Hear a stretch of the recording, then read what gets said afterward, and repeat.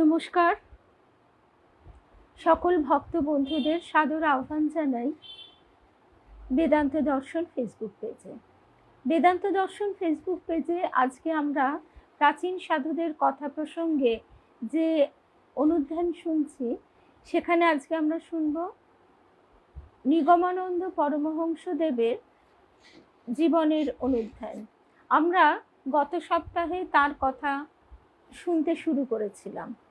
আজকে আমরা এগিয়ে চলব তার গুরু লাভ কিভাবে হবে এবং তার যে গুরু লাভের পূর্বে তার জীবনের যে চলা, নলিনীকান্ত চট্টোপাধ্যায় ছিল তার নাম। তো হ্যাঁ, নলিনীকান্ত চট্টোপাধ্যায় তার নাম ছিল। আর শুধু তাই নয়, তিনি চাকরি করতেন এবং তার স্ত্রী বিয়োগ হয়েছিল। তিনি সেই সময় তার স্ত্রীর কাছ থেকে দূরে কর্ম উপলক্ষে বাস করছিলেন চাকুরি ক্ষেত্রে। সেখানে তিনি হঠাৎ একদিন দেখতে পেলেন রাত্রিবেলা তার স্ত্রী দাঁড়িয়ে আছেন। সেটি দেখে তিনি চমকিত হলেন আর ভাবলেন যে এটা কি করে সম্ভব, এটা কি চোখের ভুল, মনের ভুল? কিন্তু বারবার তিনি ওই রূপ দর্শন করতে লাগলেন। আর তখন তিনি আমাদের উত্তরবঙ্গের ওই দিকে কার্যের উপলক্ষে ছিলেন। আর এটা আমরা জানি যে সেই সময় যোগাযোগ ব্যবস্থা নিতান্তই খারাপই ছিল। তো সেই কারণে চিঠিপত্র, ফোনের তো প্রশ্নই নেই, আদান প্রদান সময় সাপেক্ষ ব্যাপার ছিল। তিনি তার স্ত্রীর খবরও নিতে পারছিলেন না। কিন্তু তারপর তিনি ভাবলেন যে স্ত্রী যদি অসুস্থও হন, তাহলেও সামনেই পুজোর ছুটি, তখনই একেবারে যাব। কিন্তু তারপরেই তিনি চিঠি পেলেন তার স্ত্রী বিয়োগ হয়েছে। আর তারপরে তার স্ত্রীকে তিনি অত্যন্ত ভালোবাসতেন। স্বাভাবিকভাবেই যে মানসিক নির্ভরতা জীবন সঙ্গিনীর প্রতি, সেইটি যখন টলে গেল, তখন তিনি এতটাই ভেঙে পড়লেন যে তার মন প্রাণ ছটফট করতে লাগলো কিভাবে এই সূক্ষ্ম জগতের সঙ্গে যোগাযোগ স্থাপন করা যায়। সেই অবস্থায় তিনি যে আভাস পেতে লাগলেন, আমরা আজকে সেইখান থেকেই শুরু করি। আমরা সেখানেই শেষ করেছিলাম। একটু রিক্যাপ করলে কি হয়, আমাদের সপ্তাহে একদিন, তো বিগত 6 দিন পরে যখন শুনি একটু ভুলে যেতে পারি, তাই একটু স্মরণ করে নেব। তার আগে সকল ভক্ত বন্ধুদের শুভ সন্ধ্যা জানাই। অমিতা, সঞ্চিতা, সাহানা, বিলাসপুরের দিদি, রুম্পা, রীনাদি, শিবানী, মিনুদি, মৌসুমি, রূপা ভট্টাচার্য, মৌসুমি, 2 মৌসুমি, বর্ধমানের মৌসুমিও আছে, শর্মিলা, মৌসুমি মান্না, সকল ভক্ত, সোমা, খড়গপুরের সোমা, জয়ন্তীদি, সকল ভক্ত বন্ধুদের শুভ সন্ধ্যা জানাই। বর্ধমানের মৌসুমি রয়, শুভ সন্ধ্যা। সকল ভক্ত বন্ধুদের শুভ সন্ধ্যা জানাই। এবং আমরা সবাই আরও একটা কথা বলি, আমাদের সকলের প্রিয় মধুরিমাদির গান তো আমরা সবাই খুব ভালোবাসি। যদিও আমাদের শোনাতে চায় না, খালি বলে যে না আমি পারবো না, প্র্যাকটিস নেই। কিন্তু তবু যেটুকু আমরা শুনি তাতেই আমরা মুগ্ধ হয়ে যাই। মধুরিমাদি এখন তার পুত্রকন্যা, তারা আমেরিকায় থাকে, তাদের কাছে রওনা হবার জন্য এখন লাউঞ্জে বসে আছে। প্লেন 9টায়। তা সন্ধেবেলা আমার সঙ্গে একটু কথাও হয়েছে। আমরা সকলে তাকে হ্যাপি অ্যান্ড সেফ জার্নি শুভেচ্ছা জানাই। আর ছেলে মেয়েদের জন্য, মেয়েটাকে তো বিশেষ করে দেখেছি বলে আরও ওর কথা মনে পড়ে। আর নিতান্তই ছোট ছেলে, তো তবু সে সংসারী হয়েছে, তার বউ আছে, দুজনে মিলে একসঙ্গে থাকে।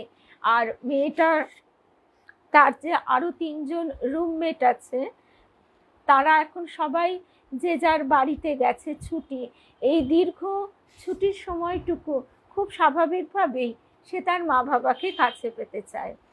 আর এমনকি সে এটাও বোঝায় মায়ের কোন জায়গাটা ফাঁকা হয়ে যাবে, সেই মিঠি বলছে তুমি এখান থেকেই পাঠচক্রে যোগ দেবে, এখান থেকেই শুনবে, রেকর্ডেড শুনতে হবে, তাতে কি। তা যাই হোক, আমরা মধুরিমাদি এবং দাদাকে হ্যাপি জার্নি শুভেচ্ছা জানাই। এবং আমরা কিন্তু একেবারেই মধুরিমাদিকে যে আমাদের গ্রুপে পাচ্ছি না তা নয়। আমাদের হয়তো পৃথিবীর এ প্রান্ত ও প্রান্ত, এ গোলার্ধ ওই গোলার্ধ হয়ে যাবে, ভৌগোলিক দূরত্বে বিপুল ব্যবধান, কিন্তু আমাদের হৃদয়ের অন্দরমহলে এতটুকু তফাৎ নেই। সেখানে আমাদের এক ঘরে বাস, সেখানে আমরা একসঙ্গে আগামী বৃহস্পতিবার দেবেন্দ্রনাথ মজুমদারের বাড়িতে, মহাত্মা দেবেন্দ্রনাথ মজুমদার মহাশয়, তার বাড়িতে আমরা হরিনাম করব সবাই একসঙ্গে। এই এখানে যেমন রীনাদি, বিলাসপুরের দিদি, চিনুদি, এরকম সিদ্ধার্থ, এরকম, তারপর সোমা, মিনুদি, স্বপ্নাদি, যেমন এরকম সকলের নাম তো করে উঠতে পারছি না, বর্ধমানের মৌসুমী, এমনকি অমিতা, যারা আর কি, আমি সকলকে বলছি, যাদের পক্ষে আসা সম্ভব হবে না, তাদের সকলে আমরা কিন্তু একসঙ্গে থাকব, এ বিষয়ে এতটুকু সন্দেহ নেই। এবং মহাত্মা দেবেন্দ্রনাথ মজুমদারের বাড়ি থেকে যে অনুষ্ঠানটি হবে সেটি আমরা লাইভে দেখব, সবাই মিলে আমরা একসঙ্গে মিলিত হব। আর তারপরে এই যে বেদান্ত দর্শন পেজটি, আমাদের সুদূরের বন্ধু যারা যারা ইংল্যান্ডে, আমেরিকায়, আরও যেসব দূরের বন্ধুরা, বাংলাদেশে, তারপর আমাদের আরেক বন্ধু থাকে আরবের ওইদিকে, কোথায় ঠিক আমি জানি না, দুবাইতে না, যাই হোক সেই সব ওইদিকে থাকে, সকলে মিলে, এমনকি নাইজেরিয়া থেকেও আমাদের এক ভক্ত বন্ধু আমাদের সঙ্গে আছেন শ্রী রামকৃষ্ণ পাঠচক্রে। তা আমরা সবাই আমরা হৃদয়ের অন্দরমহলে এক ঘরে বাস করি, ঠাকুর মাকে মাঝখানে বসিয়ে আমরা তার সন্তানেরা ঠাকুর মাকে চারিদিক থেকে ঘিরে বসে থাকি, এ বিষয়ে তো কোনো সন্দেহ নেই। আর প্রথমেই এই প্রোগ্রামটা আছে, তারপরে আছে গঙ্গা পূজা। গঙ্গা পূজার দিন আমাদের গঙ্গা দর্শন হবে, আমরা উত্তরপাড়ায় যাব, ইচ্ছে আছে, দেখা যাক কতদূর কি হয়। তারপর 10 তারিখ যাব, এক জায়গায় নিমন্ত্রণ আছে, সেখানে যাব একটি মন্দিরে, সেখানেও সকলে মিলে আমরা চেষ্টা করব সব ছবি ইত্যাদি পোস্ট করতে, যাতে আমরা সেই অনুভবটুকু আমাদের ভেতরে পাই। তারপরে আছে গঙ্গা পূজা, দশহরা, আর তারপর স্নানযাত্রা। গত বছরে আমরা শারদেশ্বরী আশ্রমে জগন্নাথ মহাপ্রভুকে স্নান করাতে গিয়েছিলাম। আমাদের সুচরিতা মা আমাদের ডেকেছিলেন। এটাও কি আশ্চর্য, সুচরিতা মা সেদিন ডাক্তার দেখাতে গিয়েছিলেন এবং সুতাপাকে হঠাৎ তিনি ফোন করে বলেছিলেন যে তোমরা তো ভক্ত মানুষ, তোমাদের তো হয়তো তোমরা জানো না, তোমরা এসো। এবং আমাকেও ফোন করেছিলেন, মানে সুতাপার বাড়ি থেকে। আমরা তো অবাক হয়ে গেছিলাম, মায়ের মুখ দিয়ে লালজি আমাদের এইভাবে কাছে টেনে নিয়েছিলেন। যেমন আরও একটা কথা বলি, মধুরিমাদি খুব কাঁদছিল, দুঃখ করছিল সেদিন, যে লালজির কাছে বসে বসে এই এতদিনের জন্যে যাব, বড্ড মন খারাপ করে।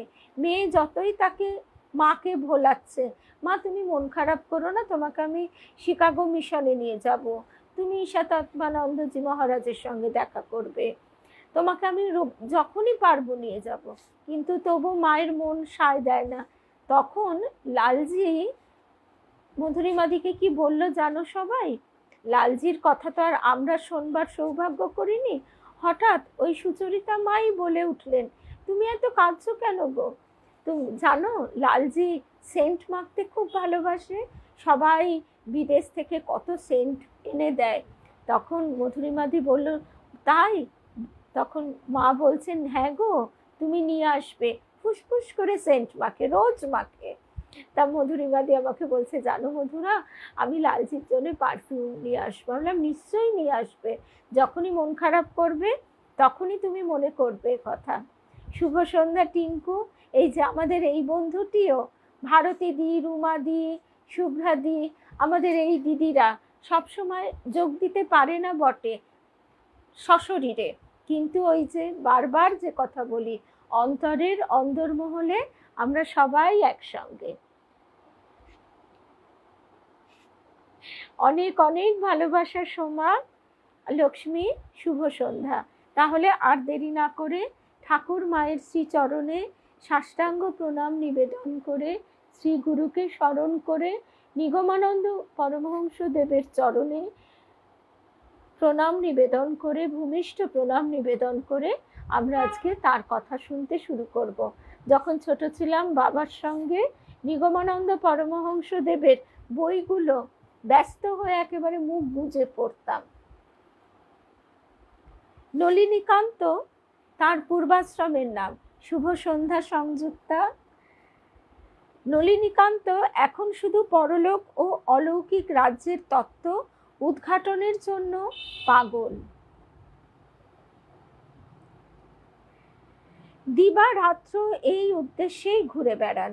কে তাকে সূক্ষ্মতম লোকের বার্তা এনে দেবে, প্রিয়তমা পত্নীর সঙ্গে বহু বাঞ্ছিত যোগাযোগ সাধন করিয়ে দেবে। কোথায় সেই শক্তিমান পথপ্রদর্শক? এই চিন্তায় তিনি সদা ব্যাকুল। এই সময় একদিন কলকাতায় এসে তিনি স্বামী পূর্ণানন্দ পরমহংসের কথা শ্রবণ করেন। এই মহাপুরুষ পূর্বাশ্রমে ছিলেন ডাফ কলেজের বিজ্ঞান বিভাগের অধ্যাপক। তন্ত্র সাধনায় সিদ্ধ বলে এ সময় তার খুব প্রসিদ্ধি। নলিনীকান্ত তাই তাড়াতাড়ি তার কাছে ছুটে গেলেন। সব কথা শুনে পূর্ণানন্দ স্বামী সস্নেহে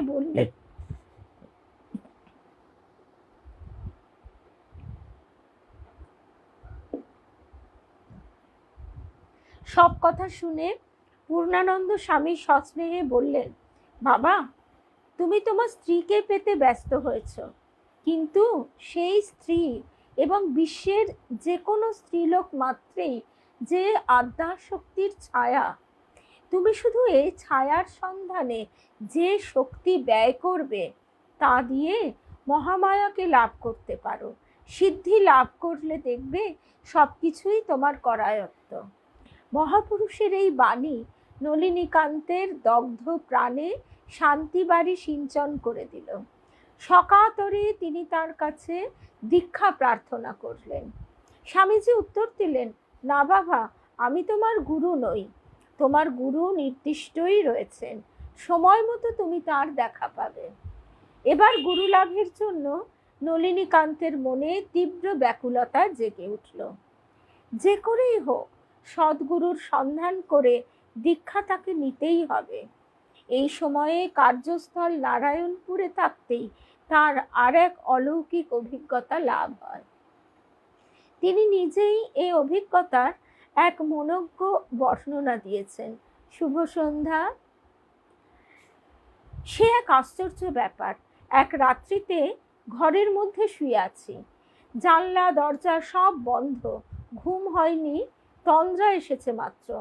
এমন সময় এক জ্যোতির্ময় সৌম্য মূর্তি মহাপুরুষ আমায় ডেকে বললেন, নাও বৎস, এই মন্ত্র নাও। তুমি মন্ত্র লাভের জন্য ব্যাকুল হয়েছ, এই আমি তোমার জন্য মন্ত্র নিয়ে এসেছি, ধরো। কি গম্ভীর সে স্বর! আমি হাত পেতে সেটা নিলাম। মহাপুরুষের অঙ্গজ্যোতিতে অন্ধকার গৃহ তখন আলোকিত হয়ে উঠেছে। সেই আলোকে স্পষ্ট দেখা যাচ্ছিল একটা পাতায় কি যেন লেখা রয়েছে। আজ কাছে দেশলাই ছিল, তাড়াতাড়ি আলো জ্বালিয়ে দেখি বিল্লপত্রে রক্তচন্দনে লেখা একাক্ষরই এক মন্ত্র। এটি কি মন্ত্র, কেমন করে জপ করতে হয় তা জেনে নেবার জন্য যেমন মন্ত্রদাতার উদ্দেশ্যে মুখ তুলে তাকিয়েছি, দেখি তিনি আর নেই। দিব্য মূর্তি অদৃশ্য হয়েছেন। ঘরের দরজা জানলা সব পূর্ববৎ বন্ধ।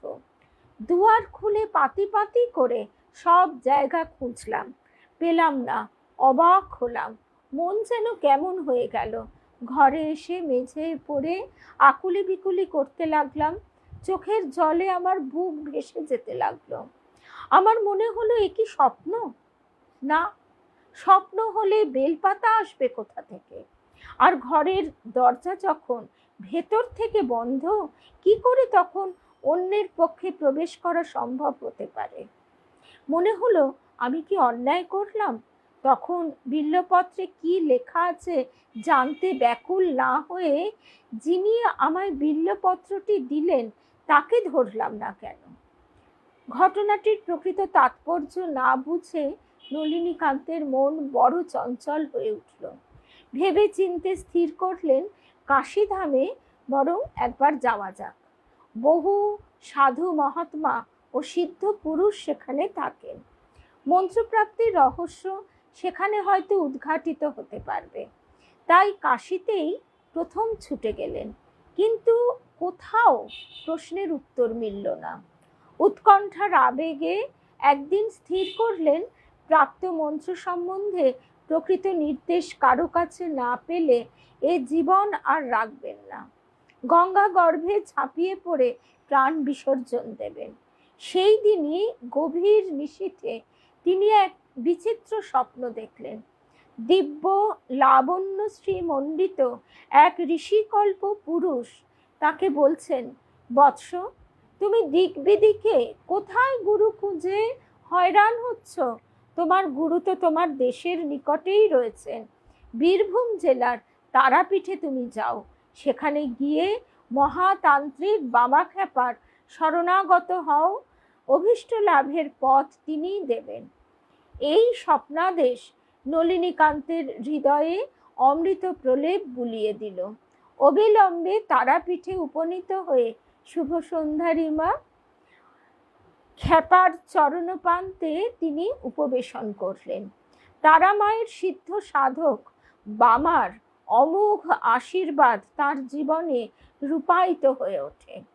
সমর্থ তন্ত্র সাধক স্বামী নিগমানন্দ রূপে উত্তরকালে তিনি আত্মপ্রকাশ করলেন। এই অবধি আমরা গত সপ্তাহে শুনেছিলাম। এবার নতুন প্রসঙ্গ। আরও একটা কথায়, এরপরে আমরা বামাখ্যাপার অনুধ্যান শুনব। কারণ আমরা বামাখ্যাপার ছবি সবাই চিনি, আমরা সবাই জানি, তারা মায়ের ছবি চিনি, তারা মায়ের সন্তান বামাখ্যাপা ক্যালেন্ডারে, এমনকি বাসেও দেখতে পাই। বহু মানুষ তারাপীঠে যান, সে কথাও জানি। কিন্তু বামাখ্যাপার সাধন জীবন সম্পর্কে বিশেষ কিছু কি আমাদের জানা আছে? না। আমরা সেই প্রসঙ্গ শুনব। আর এছাড়া কল্যাণীদি আমায় বলেছিল, আমাদের কাছেই চণ্ডীবাড়ি, এই রাজপুরে যারা এই অঞ্চলে আমরা থাকি, আমাদের এই চণ্ডীবাড়ি, বিপত্তারিণী চণ্ডীবাড়ি, সামনেই বিপত্তারিণী মায়ের পুজোও আসছে। এই বিপত্তারিণী চণ্ডীবাড়ি যিনি মানে মাকে জাগ্রত করেছিলেন, সাধক বাবা দুলাল, তার কথাও এর পরে আমরা শুনব। বাবা দুলালের কথা শুনতে শুনতে আমরা দেখতে পাবো ঠাকুরের সঙ্গে কি আশ্চর্য মিল। এবং বাবা দুলালও তিনি তার পূর্বজন্মের যেটুকু কাজ বাকি ছিল সেইটুকু আদেশ পেয়েছিলেন কর্ম সমাপন করে এই মানে লোকালয়ে তার যে সাধনলব্ধ জ্ঞান এবং আশীর্বাদ সেইটি যেন তিনি বিলিয়ে দেন। মা এখানে এতটাই জাগ্রতা, এখানে সবাই জানে সে কথা, এবং দূর দূরান্তের মানুষও জানে। আচ্ছা, নদিয়া জেলার মেহেরপুর মহকুমার অন্তর্গত কুতুবপুর এক ধর্মপরায়ণ ও নিষ্ঠাবান ব্রাহ্মণ রূপে, অনেক অনেক ভালোবাসা গো রূপশ্রী। নদিয়া জেলার মেহেরপুর মহকুমার অন্তর্গত কুতুবপুর এক ধর্মপরায়ণ ও নিষ্ঠাবান ব্রাহ্মণ রূপে ভুবনমোহন চট্টোপাধ্যায় এই গ্রামে পরিচিত ছিলেন।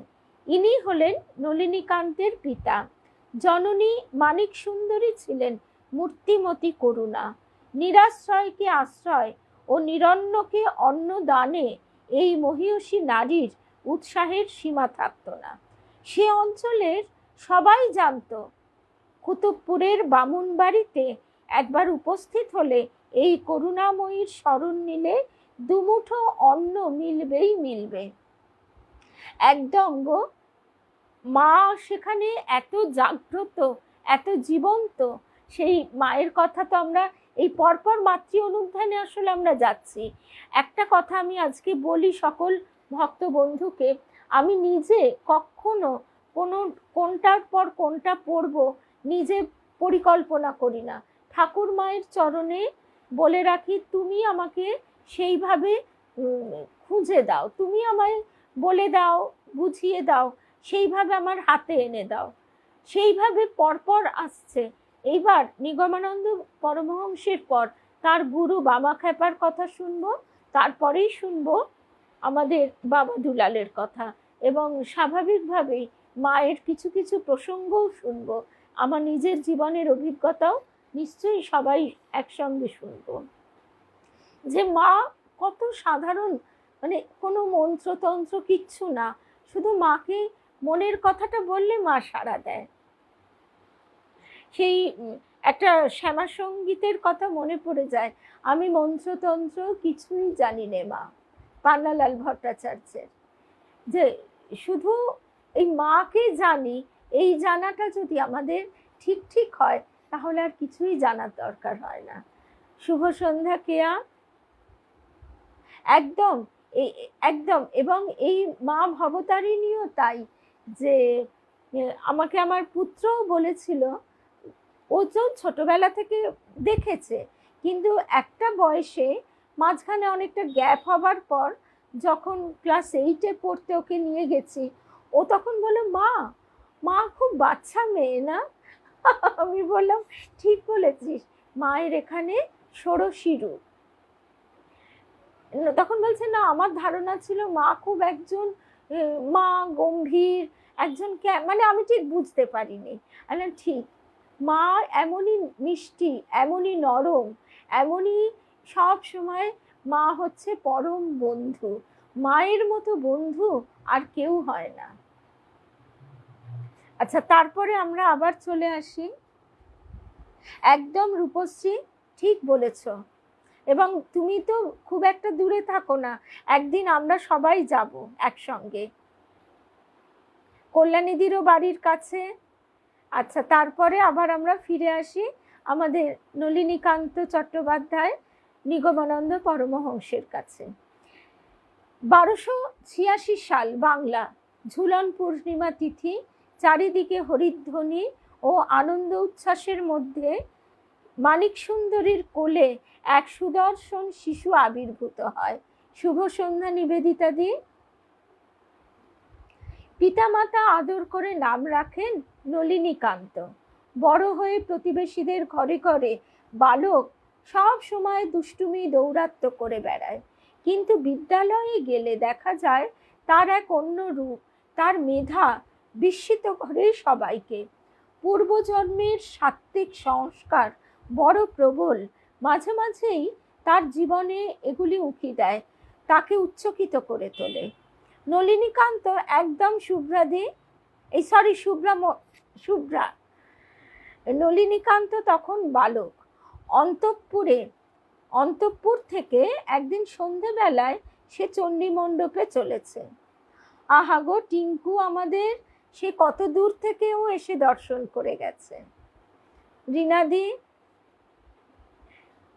আচ্ছা, অন্তঃপুর থেকে একদিন সন্ধেবেলায় নলিনীকান্ত চণ্ডী মণ্ডপে চলেছে, হাতে একটি সন্ধ্যা প্রদীপ।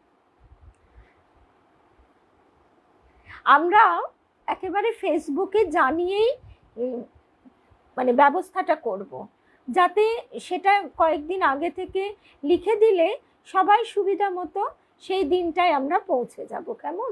ফোন করে যোগাযোগ করাটা অনেক সময় অসুবিধা হয়ে যায়। হাতে একটি সন্ধ্যা প্রদীপ, এইটি দিয়ে সেখানে আলো জ্বালাতে হবে। সেই দিন চণ্ডী মণ্ডপে প্রবেশ করা মাত্র একটি দৃশ্য দেখে নলিনীকান্ত অবাক হয়ে গেলেন।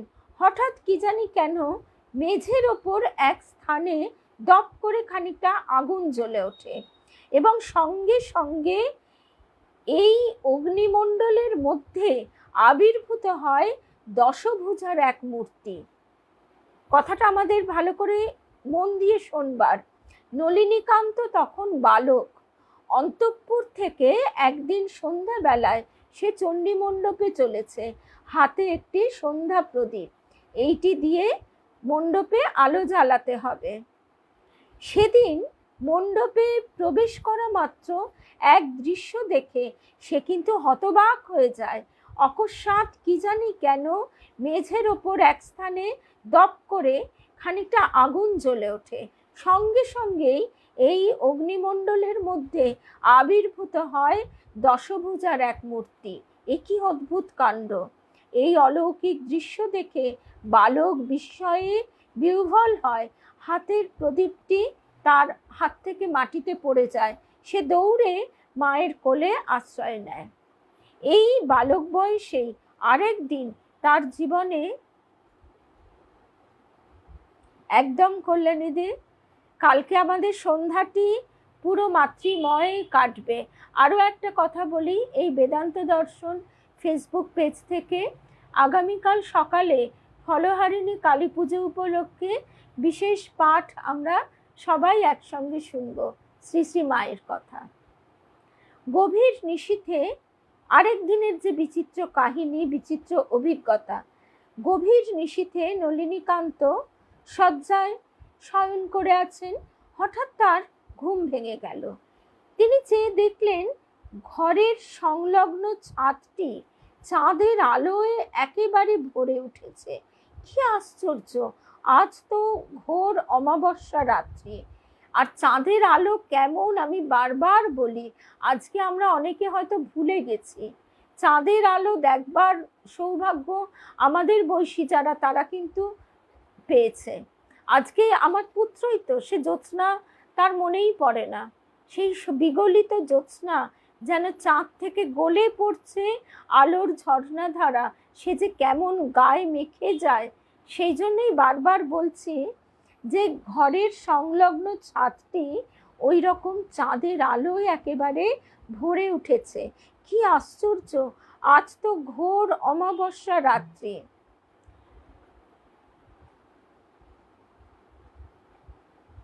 হ্যাঁ, একদম ঠিক। আজ তো ঘোর অমাবস্যা রাত্রি, চাঁদ উঠবার তো কথা নয়। বালক বিপরীত দিকে চেয়ে দেখে সেদিকেও চন্দ্রালোকে উদ্ভাসিত। কল্যাণীদি, সময়টা পরে রাত্রে পোস্টারে দিয়ে দেওয়া হবে। মোটামুটি ভারতীয় সময় 10টা। বারবার এদিক ওদিক তাকিয়ে বালক নলিনীকান্ত অপার বিস্ময়ে দেখছে, যেদিকেই তাকাচ্ছে সেদিক থেকেই সে দেখছে ঘরে যেন চাঁদের আলোর বন্যা বয়ে যাচ্ছে, চাঁদের আলোর যেন ঢেউ উঠেছে। কিন্তু সে আলো কোথা থেকে কিভাবে এলো সে কিছুমাত্র বুঝতে পারে না। যৌবনে পদার্পণের সঙ্গে সঙ্গে নলিনীকান্তের মধ্যে জাগ্রত হয়ে ওঠে, একদম রুমাদি, জাগ্রত হয়ে ওঠে এক সুতীক্ষ্ণ নীতিবোধ, সত্য এবং পৌরুষ। সামাজিক কোনো অন্যায় বা অবিচার সহ্য করা তার পক্ষে কঠিন ছিল। এর ফলে মাঝে মাঝে তাকে অনেক অসুবিধার মধ্যে পড়তে হতো, নানা জটিলতাও সৃষ্টি হতো। একবার নলিনীকান্ত কোনো প্রতিবেশীর বাড়ির সামনে দিয়ে চলেছেন। বাইরে থেকে এক বৃদ্ধার কান্নার রব শুনে তিনি তখনই অন্তঃপুরে ঢুকে পড়লেন। দেখলেন এক দুর্দান্ত তরুণী বধূ তার বৃদ্ধা শাশুড়িকে ধরে নির্বিচারে প্রহার করছে। নলিনীকান্ত সেখানে কোনো উচিত বোধেরই ধার ধারলেন না। বধূটিকে তখনই স্বহস্তে উপযুক্ত উত্তম মধ্যম দিয়ে সে গৃহ থেকে নিষ্ক্রান্ত হলেন। মানে একজন পুরুষ মানুষ তখনকার দিনে একজন অল্প বয়সী অপরিচিতা মহিলাকে টেনে ধরে একেবারে তাকে উত্তম মধ্যম দিয়ে ঘর থেকে বার করে দিলেন। কেননা তিনি চোখের সামনে দেখলেন যে তিনি তার বৃদ্ধা শাশুড়িকে প্রহার করছেন। ফলে কি হলো? এটা তো লোকে মেনে নেবে না। তিনি একজন পরস্ত্রীর হাত ধরে টেনে বার করেছেন, আবার তাকে মেরেছেন। ফলে এ সময় তার বিরুদ্ধে একটি ফৌজদারি মোকদ্দমা আনীত হয়। কিন্তু অপরপক্ষ তাদের নিজেদের ত্রুটি বুঝতে পেরে অবশেষে এই মামলা প্রত্যাহার করে। আচ্ছা, আমি একটু না ওই ফোনটা অফ করে দিই, কোনো একটা অ্যালার্ম বোধহয় দেওয়া আছে, আর দুজনেই বেরিয়ে গেছে।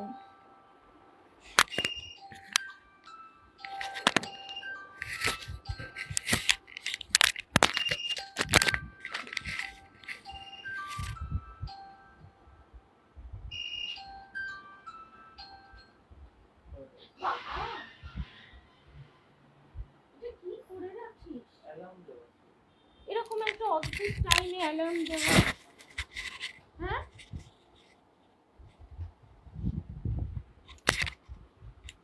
সে কখন থেকে বাজছে বলে আমি উঠে অফ করে দিলাম। যাই হোক, সরি, ওরা সবাই এসেও গেছে, অ্যালার্মটা অফও করে দিয়েছি। সব খেলবে বলে দল পাকিয়েছে অ্যালার্ম দিয়ে। আচ্ছা, তারপর আমরা আবার আমাদের প্রসঙ্গে ফিরে আসি। আচ্ছা, সামাজিক অত্যাচার, এর ফলে কি হলো, এই ফৌজদারি মামলায় তাকে জড়িয়ে পড়তে হলো। আর শুধু তাই নয়, পরবর্তী সময় তারা বুঝতে পারলেন নিজেদের অন্যায়, তাই তারা মামলা প্রত্যাহার করে নিলেন। সামাজিক অত্যাচার ও নানা গোঁড়ামির বিরুদ্ধে নলিনীকান্ত এভাবে সব সময়ই রুখে দাঁড়াতেন। তাই তার পিতার এই পুত্রকে নিয়ে চিন্তার অবধি ছিল না। পুত্র বড় হয়ে উঠেছে, এবার তার ওপর সংসারের দায়িত্ব। ভুবনমোহন তখন কি করলেন, তার বিবাহের জন্য উদ্যোগী হলেন। তিনি মনে করলেন যে সংসারের দায়িত্ব দিলে তার এই রকম মনোভাবের হয়তো কিছুটা সমাধান করা যাবে, কেননা সে সবসময় পরোপকারের জন্য নিজের বিপদ ডেকে আনছে। সৎপাত্রী পেতে দেরি হলো না। সুরূপা সুলক্ষণা বধূ সুধাংশু বালাকে নিয়ে পরম সমাদরে বিবাহ সম্পন্ন হলো। নলিনীকান্তের বয়স তখন মাত্র 18 বছর। ওভারসিয়ারি পরীক্ষায় পাশ করবার পর তার চাকরি জীবন আরম্ভ হয় এবং পরবর্তীকালে তিনি রানী রাসমণির এস্টেটের অধীনে কর্মগ্রহণ করেন। এখানকার চাকুরিস্থল নারায়ণপুর থেকেই দেখা যায় তার আধ্যাত্ম জীবনের সূচনা। ওই যে ঠাকুর বলেছেন যে সব এবার এখানে আসতেই হবে। কোনো না কোনোভাবে আমরা দেখতে পাই ঠাকুর সবাইকে নিয়ে কিভাবে ক্ষেত্র প্রস্তুত করেছেন, কারণ তার তো এই জগৎজোড়া কাজ, বিভিন্ন ভাব, বিভিন্ন মানসিকতা, বিভিন্ন স্থানে তিনি এইভাবে আধ্যাত্মিক শক্তির বিকাশ ঘটিয়েছেন। প্রিয়তমা পত্নীর অশরীরী আবির্ভাব সেদিন যে আলোড়নের সৃষ্টি করে অতীন্দ্রিয় রাজ্যের দ্বার উন্মোচনে, তাই একদিন হয়ে ওঠে পরম সহায়ক। বামাখ্যাপার সাধনস্থল তারাপীঠে নলিনীকান্ত উপস্থিত হলেন। দ্বারকার তটে বালুকাময় মহাশ্মশান, চারিদিকে এর কঙ্কাল করটি ইতস্তত বিক্ষিপ্ত। আজকের তারাপীঠের সঙ্গে আমরা শুভ সন্ধ্যা বন্ধি, আজকের তারাপীঠের সঙ্গে আমরা কিন্তু কোনোই মিল খুঁজে পাবো না। এমনকি আমরাও 95, 96 এরকম সময়ে, 95 না 96, 97 এরকম সময়ে আমরাও যে তারাপীঠ দর্শন করেছি, সেই তারাপীঠও ছিল কিন্তু যথেষ্ট নির্জন, ফাঁকা। আর আজকের দিনে তো তার রীতিমতো কনজেস্টেড হয়ে গেছে। আর তখন চারিদিকেই ওই বালুকাময় মহাশ্মশান, চারিদিকে কঙ্কাল করটি ইতস্তত বিক্ষিপ্ত, অর্ধদগ্ধ সব দেহ নিয়ে শকুনীয় শিয়াল শৃগালের অবিরাম কাড়াকাড়ি। অদূরে বশিষ্ঠের আরাধিতা তারা দেবীর মন্দির। নলিনীকান্ত ধীর পদবিক্ষেপে সেদিকে অগ্রসর হলেন। আমাদের গুরুদেব শ্রী শ্রী তারক ব্রহ্ম তারাদাস, আমাদের গুরুদেবেরও সাধন পীঠ হচ্ছে এই তারাপীঠ, সাধন স্থল। আমার গুরুদেব বলতেন যে মা ডাক দিলেন, সন্ধে হলো, আন্দুল থেকে হাঁটতে শুরু করে দিলাম। সে হাঁটা অন্যরকম। একেবারে হাঁটতে হাঁটতে ভোর রাত্রে মায়ের কাছে গিয়ে পৌঁছে গেলাম। বামাখ্যাপার সাধনস্থল তারাপীঠে নলিনীকান্ত উপস্থিত হলেন। মন্দিরের সামনে করবী গাছের শাখাটি ধরে কে এই উলঙ্গ সাধু দণ্ডায়মান। দর্শনের সঙ্গে সঙ্গে নলিনীকান্তের অন্তর থেকে অস্ফুট স্বরে কে যেন বলে উঠল, ওরে, ইনি যে তোর গুরু, ইনি যে তোর পথপ্রদর্শক, তারাপীঠের ভৈরব বামাখ্যাপা। তোর জন্য যে এতদিন ইনি প্রতীক্ষা করে দাঁড়িয়ে আছেন। কাউকে আর কোনো কিছু জিজ্ঞাসা করবার তর সইল না। উন্মত্তের মতো নলিনীকান্ত অবধূতের সামনে গিয়ে তার চরণ দুটি একেবারে বক্ষে জড়িয়ে ধরলেন। তার দুচোখ বেয়ে অঝোর ধারে অশ্রুর বন্যা নেমেছে। ভৈরবের মধ্যে ফুটে উঠেছে এক করুণা ঘন রূপ। পরম স্নেহে হাতে ধরে তিনি এই ভূপতিত আগন্তুককে ওঠালেন। সুঠাম সুগৌর কান্তি এই যুবক কে, কি সে চায়? মহাপুরুষের তো তা অজানা নয়। তার বৈরাগ্যের তীব্রতা বুঝে নিতেও খ্যাপার সেদিন এতটুকু ভুল হয়নি। তবুও আয়ত আরক্ত নয়ন দুটি তার দিকে নিবদ্ধ করে ধীর কণ্ঠে খ্যাপা বললেন, ওরে, তুই কি চাস?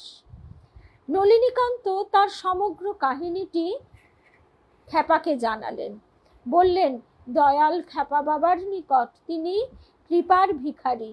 দিব্য লক্ষণ সমূহ এই সুদর্শন তরুণের সারা অঙ্গে বর্তমান।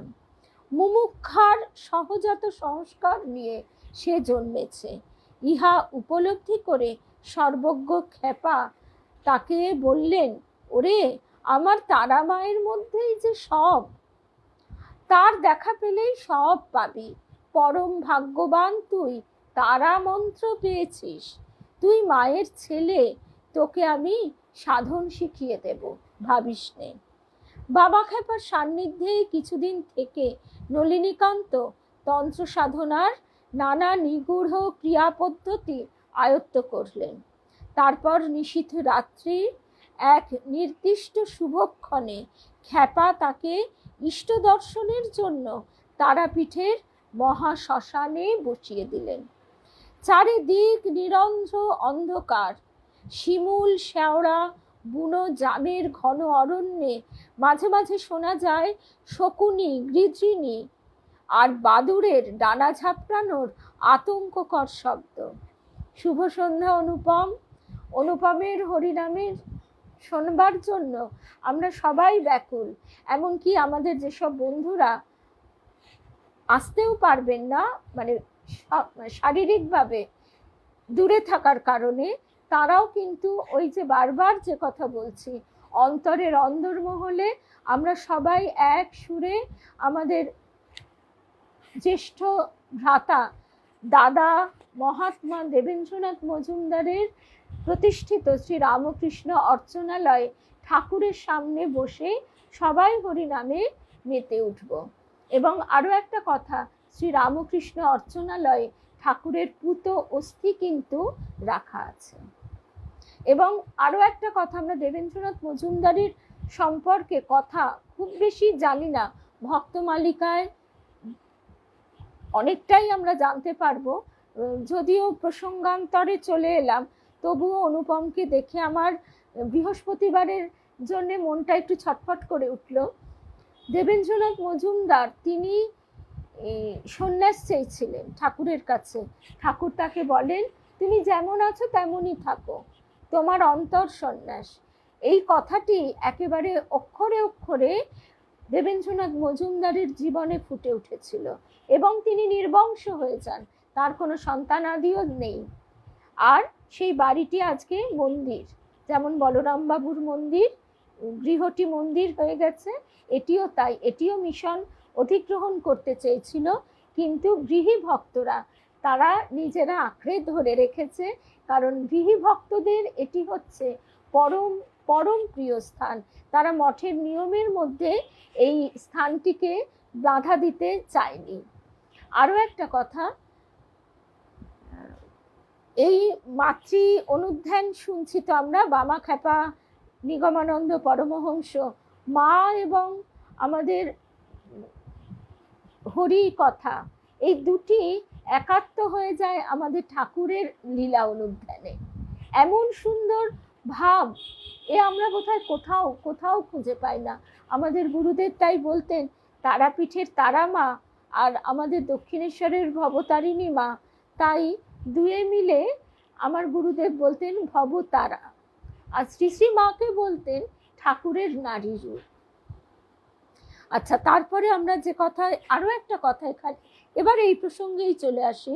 শিমুল শ্যাওড়া বুনো জামের ঘন অরণ্যে মাঝে মাঝে শোনা যায় শকুনি, গৃধিনী আর বাদুড়ের ডানা ঝাপটানোর আতঙ্ককর শব্দ। আচ্ছা, ওই যে প্রথমেই বললাম, আমি ছোটবেলাতেই নিগমানন্দ পরমহংস দেবের দুটি বই আমি আর বাবা খুব পড়তাম। আর যা হয়ে থাকে, আর ছোটবেলায় ভূতের গল্প ইত্যাদি ইত্যাদি সবাই তো শোনে, পড়ে।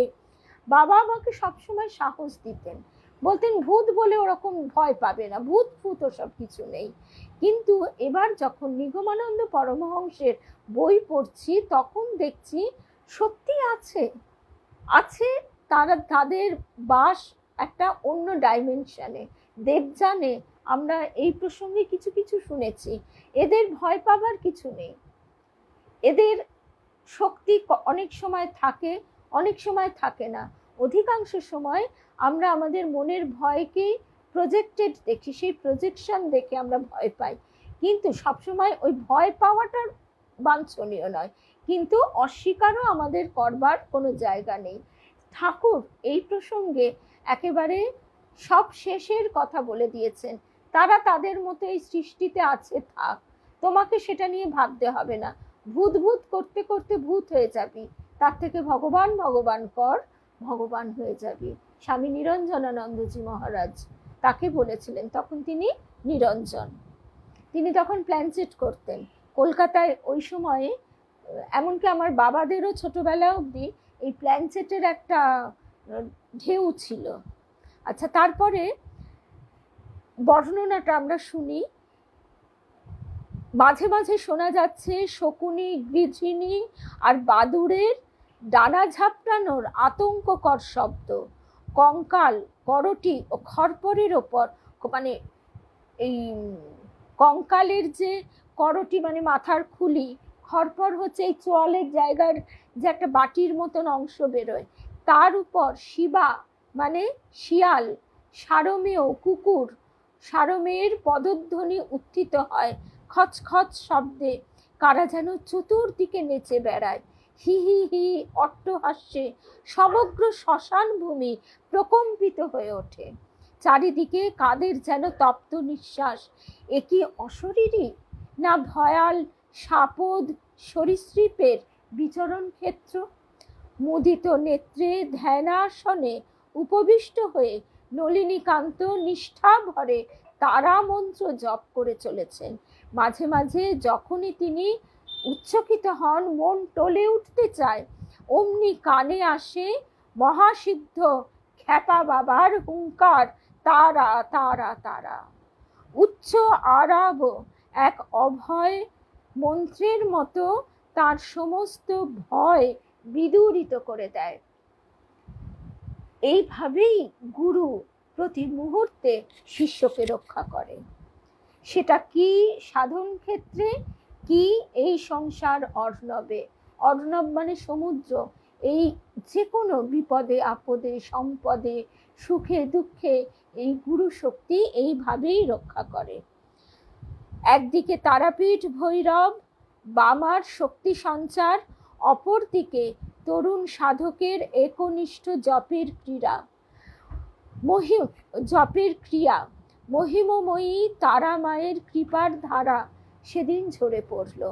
রাত্রির শেষ জামে ইষ্টদেবী তারা নবীন সাধকের সম্মুখে আবির্ভূতা হলেন। নলিনীকান্ত নিজেই তার বিবরণ দিয়েছেন।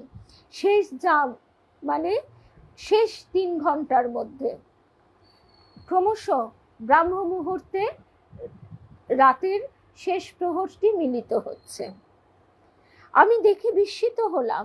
নলিনীকান্ত অর্থাৎ নিগমানন্দ পরমহংস নিজেই বলছেন।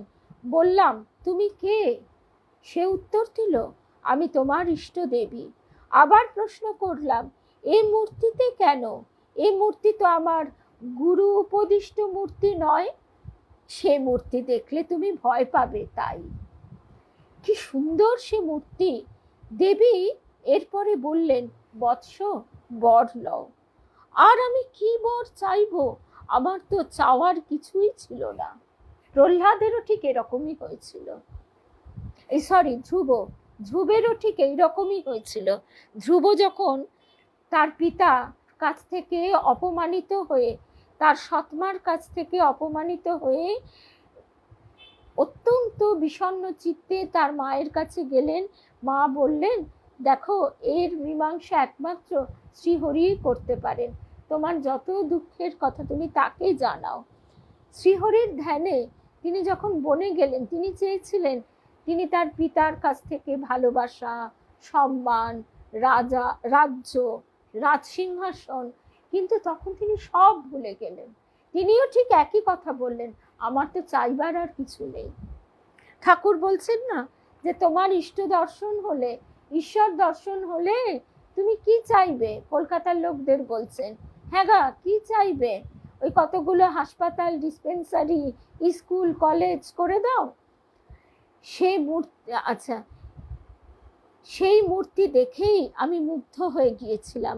আমার তো চাওয়ার কিছুই ছিল না, তাই বললাম, যখন ইচ্ছে হবে তখন যেন তোমাকে এইভাবেই দেখতে পাই।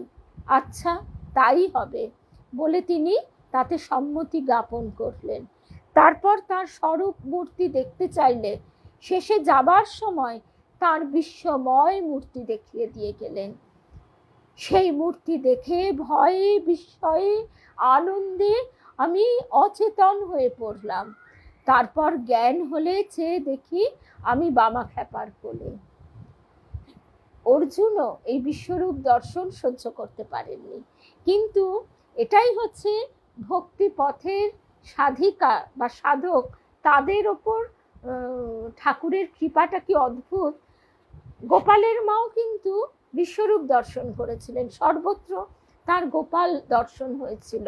তিনি কিন্তু ভয় পাননি, কারণ এই মধুর ভাব, বাৎসল্য ভাব এতই কোমল, এতই নরম, সেখানে ওই করাল, উগ্র, উজ্জ্বলতার চূড়ান্ত এমন কিছু নেই যা ধারণ করা যায় না। তারও তো ওই সর্বভূতে গোপাল দর্শন হয়েছিল, একথা আমরা জানি। আর অর্জুন, তিনিও বলছেন, সখা, তোমার এই রূপ আমি সহ্য করতে পারছি না। গীতায় বলা হচ্ছে, তুমি রূপ সংবরণ করো, তুমি আমার সেই দ্বিভুজ সখা রূপেই দর্শন দাও। কিন্তু মা যশোদা, তিনি আবার কি হলো, তিনি গোপালের, কৃষ্ণের মুখ থেকে একে তো মাটি খেয়েছে বলে একটা চড় মারতে গেলেন, সেই ভয়ে কৃষ্ণ হাঁ করলো।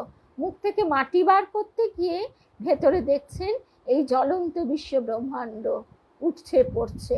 তাই দেখে মা ভাবলেন, এরে বাবা রে বাবা, আমার কৃষ্ণকে বোধহয় ভূতে ধরলো, এ কি হলো বলে মা ভয়ে অজ্ঞান হয়ে গেলেন। তারপরে সেই কৃষ্ণ কচি গলায় মাইয়া মাইয়া করে ডেকে ডেকে মায়ের জ্ঞান ফেরালো। এতই মধুর, এতই মিষ্টি ভাব। তাই ভক্ত যারা শক্তি সাধক সাধিকা, তারা তাদের সেই ধারণ করবার একটা অন্য ভাব আছে। আর যারা এই ভক্তি পথের পথিক, তারা আবার এই প্রেম পথের পথিক, তারা আবার এই মধুর ভাবে সেই একই অনুভূতি লাভ করেন, একটু নরম ভাবে।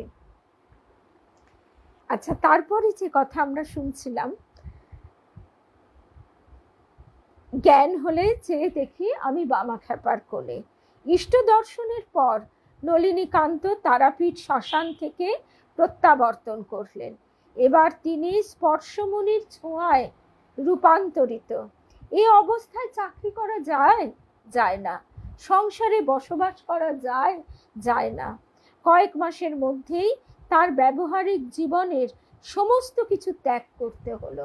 এই কথাটাই ত্রৈলঙ্গ স্বামী বলেছিলেন যোগীরাজ শ্যামাচরণ লাহিড়ীর ক্ষেত্রে। তিনি নিজেও একেবারে উলঙ্গ থাকতেন, বলেছিলেন যে অবস্থা প্রাপ্ত হলে লোকে একটা কাপড় সুতো গায়ে রাখতে পারে না, সেই অবস্থা এই ভদ্রলোক ধুতি পাঞ্জাবি পরে চিরকাল বহন করে গেলেন। এ কি আশ্চর্য! কয়েক মাসের মধ্যেই তার ব্যবহারিক জীবনের সমস্ত কিছু ত্যাগ করতে হলো, কিন্তু ইষ্ট দর্শনের পরেও যে তার অন্তরে শান্তি আনন্দ আসছে না। তাছাড়া আত্মসাক্ষাৎকারী বা তার হলো কই। সাধক নলিনীকান্ত ব্যাকুল চিত্তে আবার ছুটে গেলেন তারাপীঠে। বামাখ্যাপার চরণতলে পড়ে আবার তিনি কাঁদতে কাঁদতে বললেন, বাবা, আমার প্রতি কৃপা কি হবে না? আমি সিদ্ধ কাম আজও হইনি, মনে হচ্ছে আমি তো কিছুই পেলাম না। খ্যাপা বাবা গর্জন করে উঠলেন, আমি সচক্ষে দেখলাম তোর কত কি হয়ে গেল, আর তুই শালা এখনো বলছিস তোর কিছুই মেলেনি, হতভাগা লক্ষ্মী ছাড়া, যা। পরদিন প্রভাতে খ্যাপা তাকে কাছে ডেকে আদর করে বললেন, ওরে তুই সন্ন্যাস নে। আর একটা কথা সর্বদা মনে রাখিস, মা তোকে দিয়ে অনেক কিছু করাবেন। গুরু কৃপা হি কেবলম। সংসার ত্যাগী হয়ে নলিনীকান্ত এবার গুরুর অন্বেষণে দিবারাত্র দূর দূরান্তে উদ্ভ্রান্তভাবে ঘুরে বেড়ান। কোনো কোনো দিন এক মুঠো আহার্য জোটে, আবার কোনো দিন কিছুটা আমরা ভাবতেও পারছি না, মানে আমি দুবার তাকালাম যে ঠিক দেখছি কিনা। কোনোদিন কিছুটা কাদা আর এক ঘটি জল খেয়ে দিন অতিবাহিত হয়। শশী মহারাজ ঠাকুর আমাদের সব দিক থেকে কতটা যে আগলে রাখেন, একথা দেবী মা আমাদের সব সময় বলতেন। শশী মহারাজ রাগ করে অভিমান করে বলেছিলেন না, আজকে তুমিও বালি খাবে, আমিও বালি খাবো, আর কোনো উপায় নেই। তারপরেই দেখা গেল একজন প্রৌঢ়া মহিলা এক থালা খাবার সাজিয়ে নিয়ে এসেছেন। তা এই হচ্ছে আমাদের ঠাকুর। এইভাবে আমাদের প্রতিটি মুহূর্ত দেবীমা বলতেন, তোমরা বুঝতে পারো না, এই জন্য কখনো আমরা যেন না ভাবি যে আমাদের পূর্বজন্মে এমন এমন ভালো কাজ আমরা করে ফেলেছি, এমন পূর্ণ সংস্কার লাভ করেছি যে আজকে আমরা এমন গুরু লাভ করছি, এত মঠ মিশনে যেতে পারছি। সবটাই তার অহৈতুকী কৃপা। দেবীমার মুখ থেকে আমি নিজের কানে একাধিকবার শুনেছি, তিনি ঠাকুর তোমাদের কর্মফল প্রারব্ধ ঠেলে সরিয়ে দিয়েছেন, পথ করে দিয়েছেন। এবং এই কথাটির আমরা একেবারে রূপকের মতো তার একটা ছবি দেখতে পাই। শ্রীমা মাটি কুপিয়ে কুপিয়ে রাস্তা সমান করছেন, যাতে কলকাতার লোকেরা আবার হাঁটতে পারবে না, তাদের পায়ে না কষ্ট হয়। মা বলছেন যে তিনি এসে এবার দরজা জানলার হুড়কোগুলো খুলে দিয়েছেন, একটু ঠেলা দিলেই হলো। এইভাবে আমরা দেখছি এইসব সাধক সাধিকারা তারা কিভাবে ক্ষেত্র প্রস্তুত করেছেন। এইবার কাদা আর এক ঘটি জল খেয়ে দিন কাটাচ্ছেন। এমনি চরম কষ্টের মধ্যে দিয়ে কিছুকাল পরে তিনি আজমিরে উপস্থিত হলেন। মানে আমাদের ভারতের এক প্রান্ত থেকে আরেক প্রান্তে, শহরের প্রান্তে সাড়ম্বরে, শুভ সন্ধ্যা সিদ্ধার্থ, শহরের প্রান্তে সাড়ম্বরে সেদিন এক ধর্মসভা অনুষ্ঠিত হচ্ছে। নলিনীকান্ত দূর থেকে দেখলেন, আমরা নিগমানন্দ পরমহংস দেবের কথা শুনছি, দীর্ঘ বপু দিব্য কান্তি এক সন্ন্যাসী বেদিতে বসে বেদান্ত তত্ত্বের ব্যাখ্যা করছেন। তার চারিদিকে বহু লোকের ভিড়।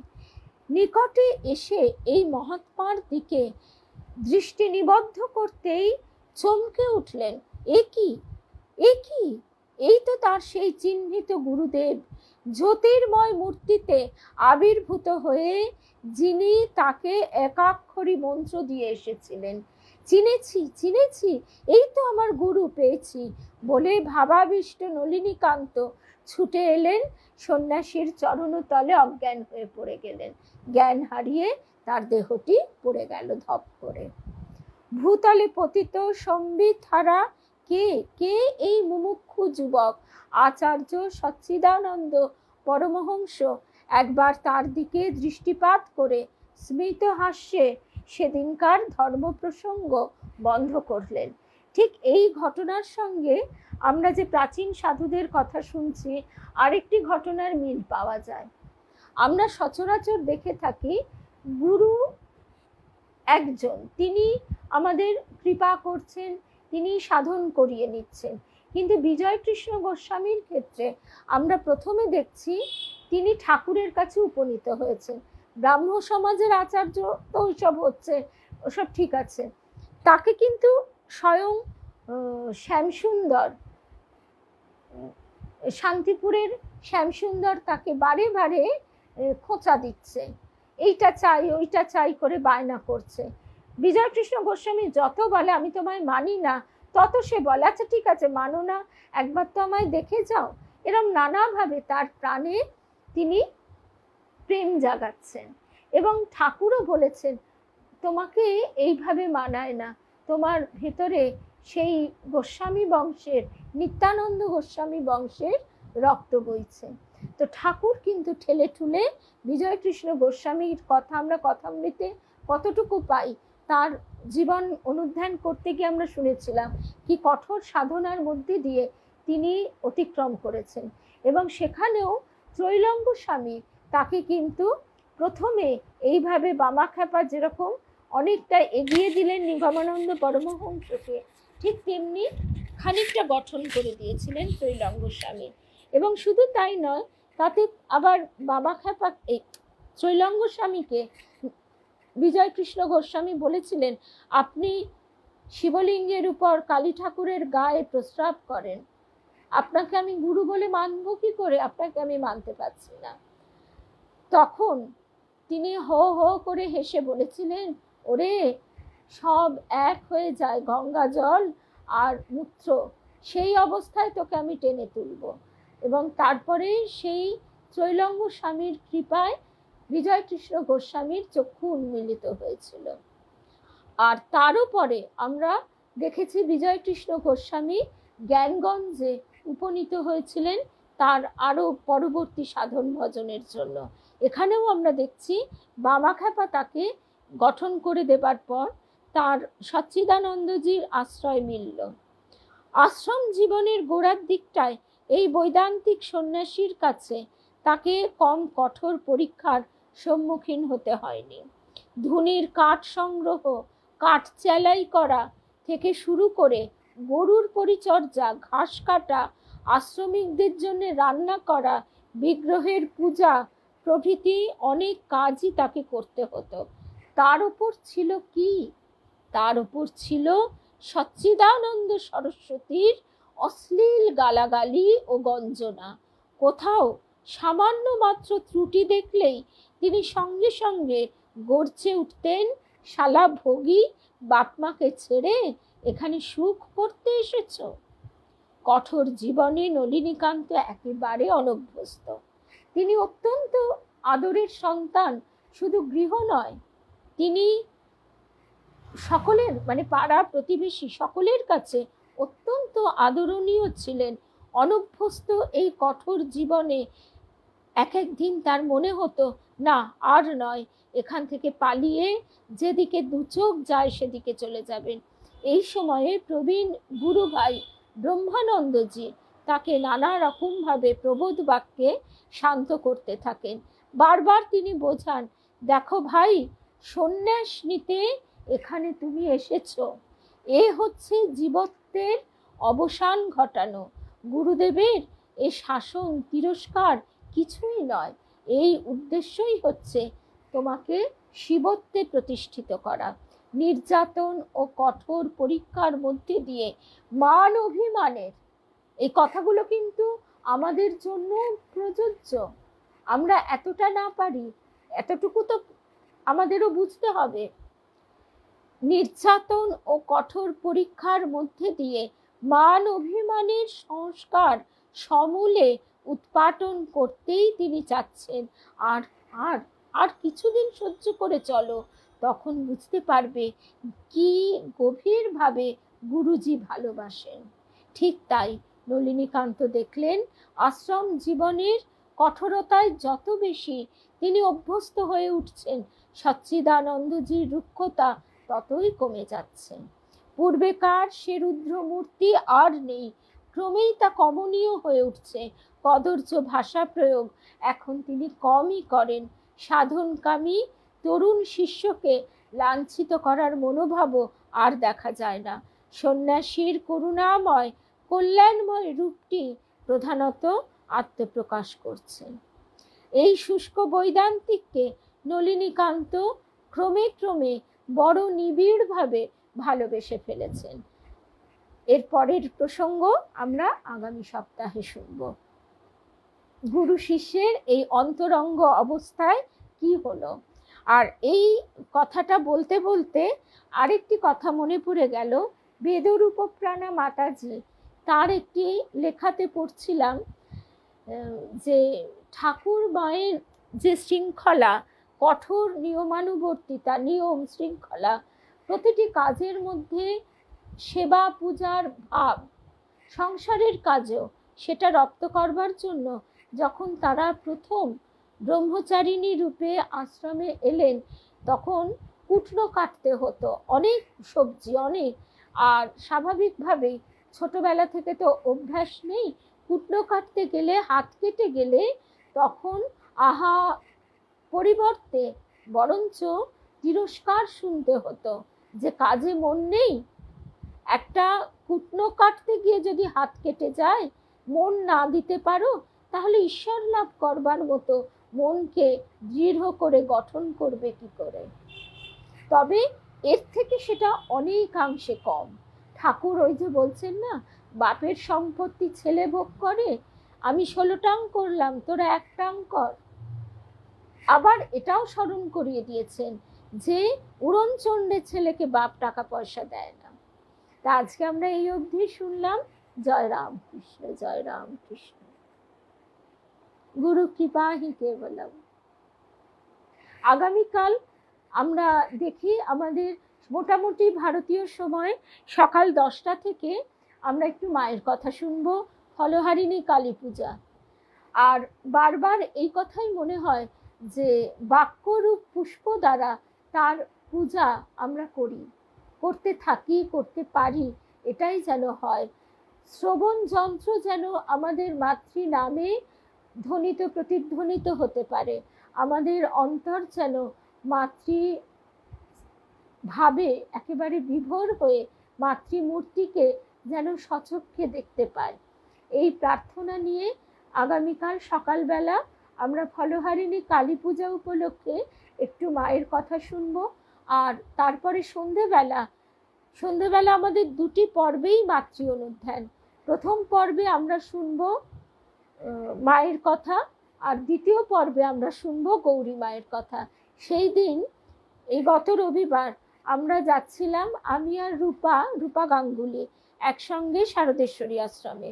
এবার মেট্রোতে বসে বসে, খুব গরম ছিল, মেট্রোতে বসে বসে যেতে যেতে বলছি, দেখো রূপা, গৌরী মা তখন হন্যে হয়ে খুঁজে বেড়াচ্ছেন কোথায় একটুখানি জমি পাবেন। তার ইচ্ছে যে মায়ের কাছাকাছি থাকবেন, উদ্বোধনে মায়ের কাছাকাছি আর গঙ্গার কাছাকাছি।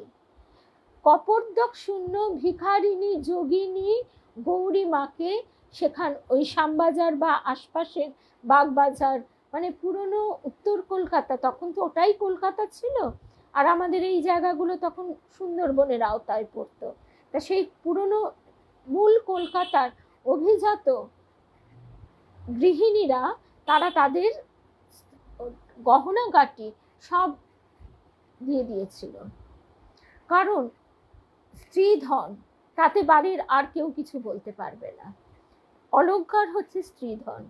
যাই হোক, তাই ভাবছিলাম তখন কেউ কি কল্পনা করতে পেরেছিল যে আজকে আমরা শহরের একদম এই দক্ষিণ প্রান্ত থেকে কত সহজে, কত আরামে, কত নির্বিঘ্নে, একেবারে দ্রুততার সঙ্গে পৌঁছে যাব আমাদের লালজির কাছে, শ্রী শ্রী রাধা দামোদর লাল। এই যে কৃপা, এই যে করুণা, যেন আমরা মুহুর্মুহু অন্তরে অনুভব করি। আর আমাদের গুরুদেব বলতেন, কৃপার বোধে আনন্দ। আমরা যে কতখানি কৃপা লাভ করেছি, সেই বোধ যত জাগ্রত হবে তত আমাদের আনন্দ। জয় রামকৃষ্ণ।